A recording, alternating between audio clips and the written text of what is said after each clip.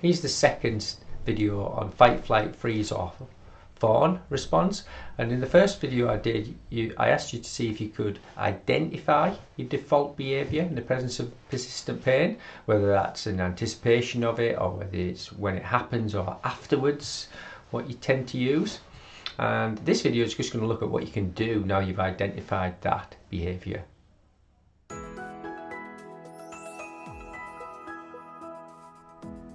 So if you've identified a particular category of behaviour that you do in persistent pain, you tend to fight it, do you tend to run away from it, flight, do you tend to freeze, or do you tend to fawn? And just to recap, so fight is obviously fight the lion, flight, you run away from the lion, the situation, freeze, just don't know what to do in the situation, stuck still, and the last one, fawn, kind of make yourself small, insignificant, just to get through it so that you don't sustain any other damage. All right, now what might these look like? So fight is obviously being very aggressive to the pain, very head on, it won't beat me, I'm going to push through it, I'm going to not even show anyone it, it's a sign of weakness and I'm not going to do that, and many of the personality traits that come with that. Okay, so remember they can be rewarded in society by being very driven and getting lots of social approval, and so they're not bad behaviours because they bring reward socially. So you'll find very successful people like that, you might find high level sports people, that's why, you know, they have a kind of our gran story, and if you know what I mean by our gran, it's they'll have achieved something but they'll have something in the background that's like quite a sad story or quite challenging, but they've achieved it because it is encoded that they had to feel better about themselves and they chose or they got lucky with a set of behaviours, they found some model to follow that made them feel better.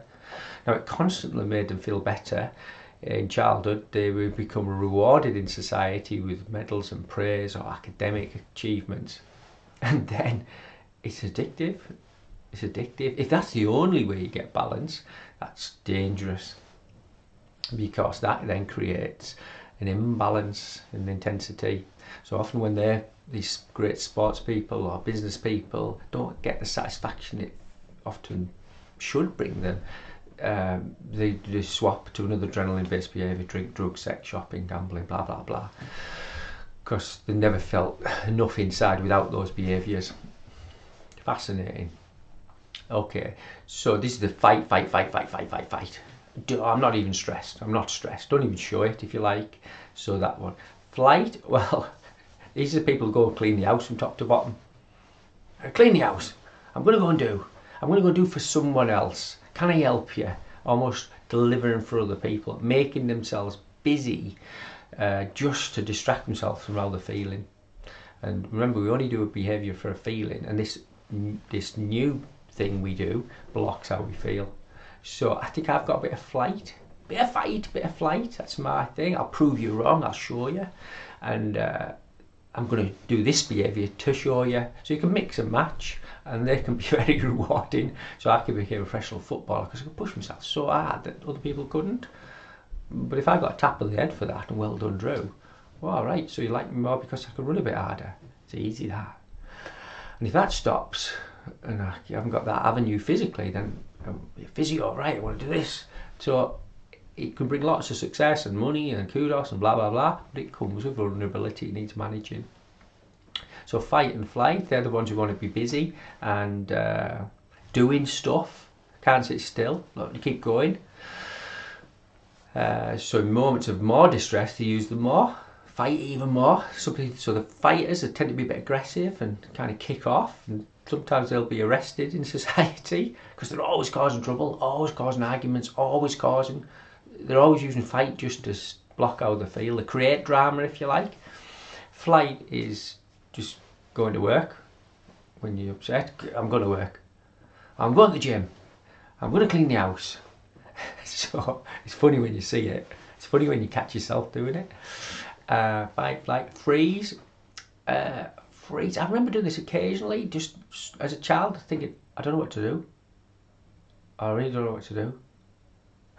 And it's like that advert where everything's going around you and time stands still. And you just want to shrink, you want to disappear, and that kind of moves on to fawn. So some people just freeze, freeze. And then they'll distract themselves by shoving chocolate down their mouth, or they might use one of the flight ones, so they use different behaviour, or sit in front of Netflix. Just going to have a Netflix day. It's like freeze. And you could say that's fawn, because I'm so exhausted.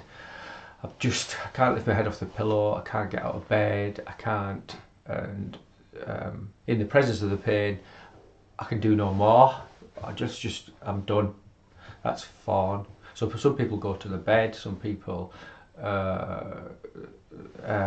just can't function. Because that keeps them safe. Remember, these are all instinctual behaviours and all keep us safe. So you might have identified what you tend to do. And it's not bad. It's just what was encoded as the quickest way to feel safe. And after a while of using that, if that's exhausting, you'll use a different one. Fawn is the freeze and fawn. It's the end of it, because once you've exhausted yourself with fight and flight, and those behaviours create so much more pain, then eventually the body goes into fawn. The circle of life becomes so small, the person can't go to the gym anymore, they can't use the body anymore, they can barely use the mind anymore, they've got no energy, and yet it's taking so much energy to keep them stuck in that position.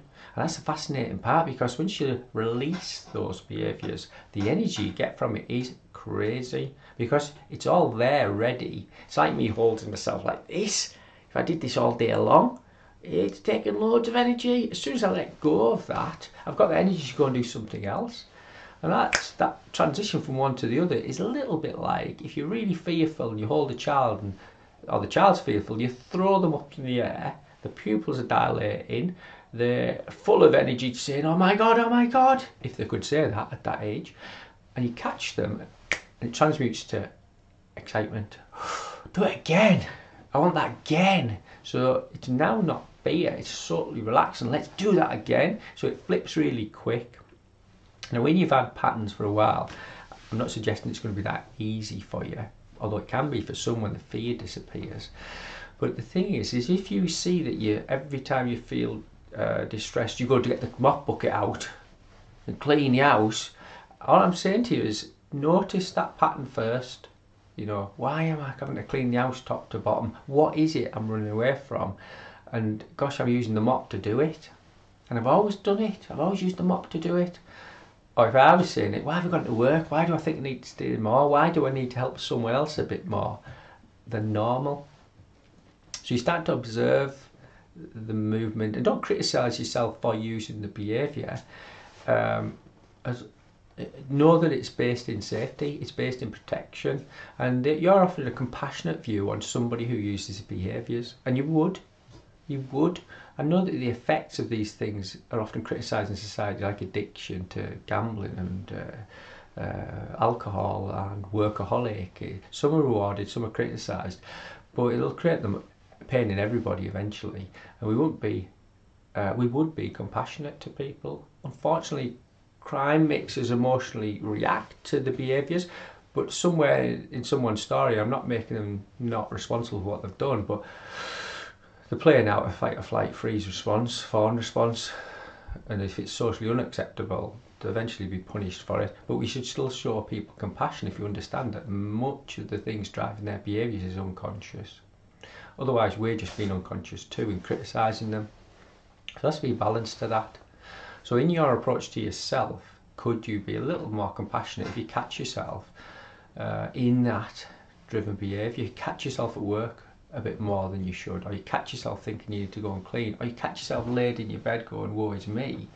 Could you be compassionate to that behaviour and think, God, I'm in this situation again, and that's okay, but actually I'm going to change, just going to do something different. I'm going to put the mop down for a moment. I'm just going to breathe. I'm just going to go out to the garden and I'm going to look in the horizon.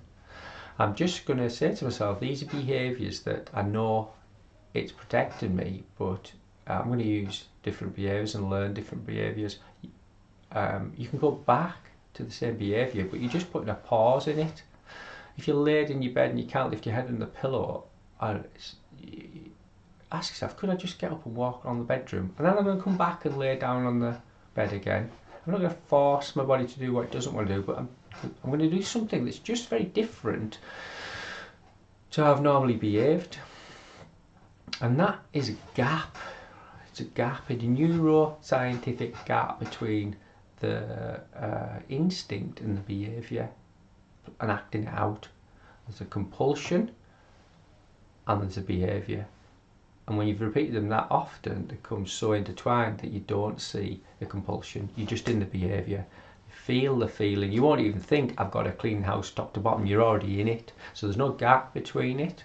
And what you're looking to do is create a gap, a pause between the impulse and your reaction to it. An impulse and your reaction to fight, flight, freeze or fawn, and the behaviours that are represented in it. It's dead easy to see in other people. If it's hard to see in yourself, pick someone, say, what do they tend to do when they're stressed? Oh, he always argues with someone, or he always goes to work, or he gets the bottle out, or he goes to his bed, or he always says it's his migraine, he can't, or he says it's back pain, he can't do it for you. So you'll know in other people, you know. If you're a teacher and work in a school, or if you're in a business and have a range of staff, you will know the people who you in that workforce who goes off sick more than often, what they complain of, when they complain of it. It'll be IBS, it'll be a migraine, it'll be their eczema's flared up, it'll be they've had an asthma attack, it'll have had palpitations, it'll be some sort of musculoskeletal pain, and they're all valid expressions of pain and they're all real, and the person isn't being blamed or criticised for it, but that is their burnout mechanism playing out. And they might link it to a stress response, they might not, because when you're in it you don't see it. And if that's a comfort to you unconsciously, and it makes it easy to say no, people often don't see those behaviours and would challenge you if you actually suggested they were using it unconsciously even in some way to protect themselves. So you have to be really sensitive and compassionate when you're talking around these things, but start with yourself. Then you don't have to mention or have any fear of upsetting anyone else, but you might upset yourself. Your body won't like you challenging it not to do the behaviours that it's learned for so long that are the protecting behaviours from overload. And you have to decide, can you go past that sense of unease that comes with not using them? Catch yourself using them.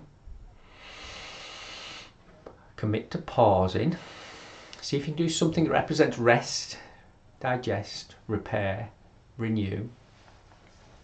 You can use feed and breed as well, but depends how you use them. Rest, digest, repair, renew. Something that you know is calm for that human being that is different in intent to the instinctual thing that's being used.